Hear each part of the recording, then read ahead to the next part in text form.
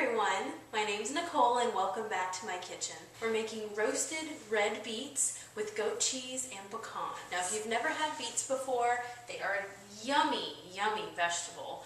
And usually you can find them in most supermarkets, or I like to get mine from your local farmer's market. And they have two great uses. You can use the beets themselves, and they come in different colors. This is red beets, but I also like yellow beets a lot. And you can use the beet greens.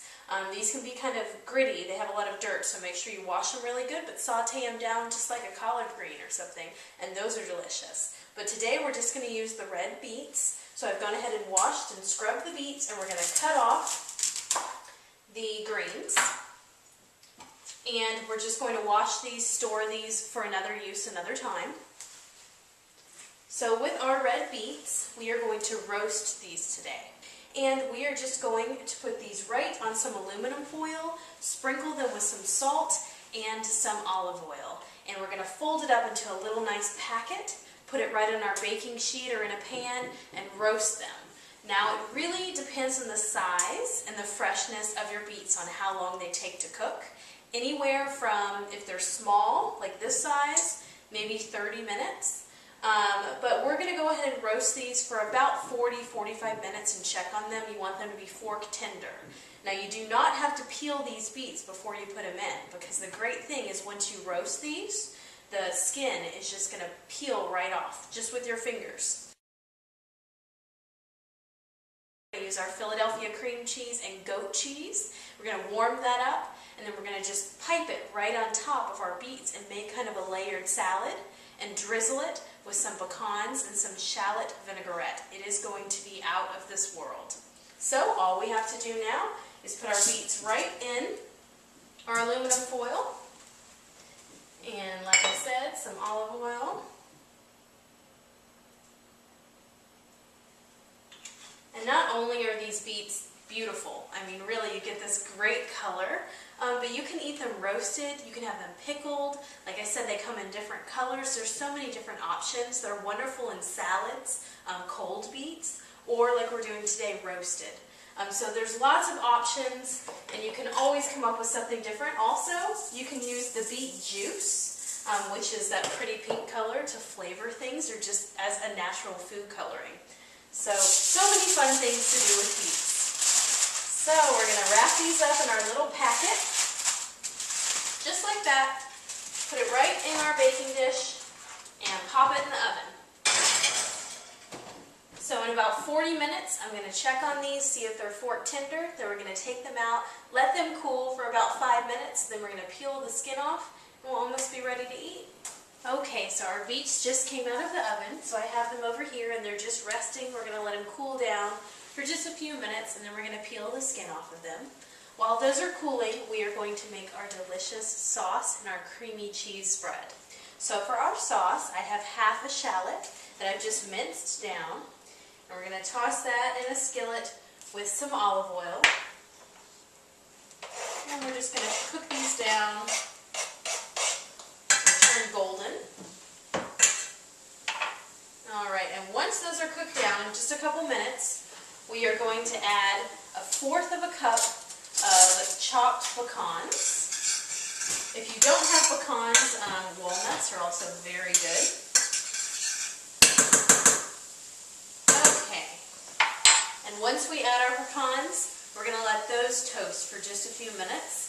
If your pan starts drying out, you may need to add a little bit more olive oil to the pan, about a teaspoon or so.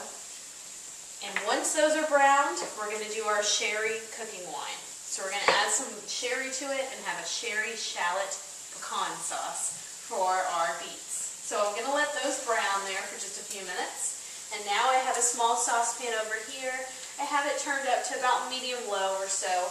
And we are just going to melt down our cheeses.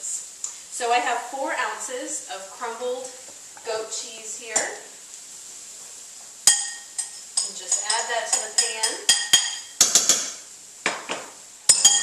And we're going to let that kind of heat up and get gooey and melted. Then we're going to add our softened Philadelphia cream cheese. I have 4 ounces of cream cheese here, and I've cubed it just so it's easier to put in the pan and melt down. So we're going to combine those till they're nice and melted. Okay, so we're finishing up our sherry shallot sauce. And you can see all the browned chopped pecans and shallots mixed in. And we have 4 ounces of sherry we've just added. And we're just going to let that simmer for a minute. And then over here I have my melted cream cheese and goat cheese. These flavors go great together and they melt down beautifully. So we're just going to let that get nice and smooth, just on low. And then we're going to pipe this on top of our beets. Delicious. Alright, so now that our sauce and our creamy cheese spread is made, we are going to peel our beets. So they have cooled down so we can handle them. They will turn your fingers a little pink, so make sure you have soap and water close by. But you can sometimes peel the skin right off with your fingers, but I'm just going to use a vegetable peeler. So just peel that skin right off around the whole side.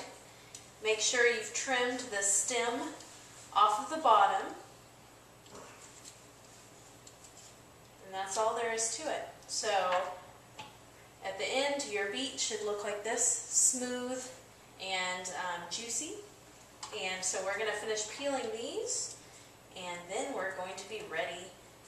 Alright, so we have sliced our peeled beets into just round disc here.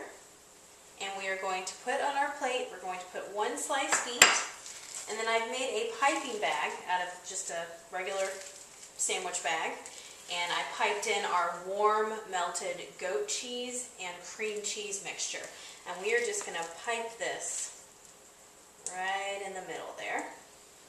And just layer it with another right in the middle. And just repeat.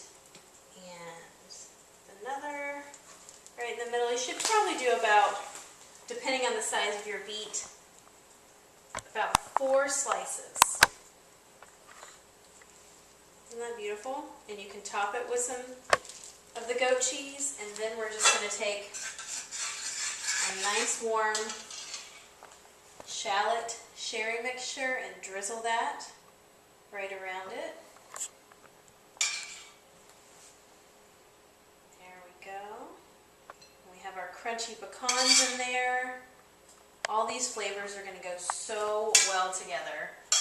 That like earthy sweetness of the beets, and then the creamy but kind of distinct flavor of the goat cheese mixed with the cream cheese, and we have the crunchy shallots and pecans. It is a delicious mixture.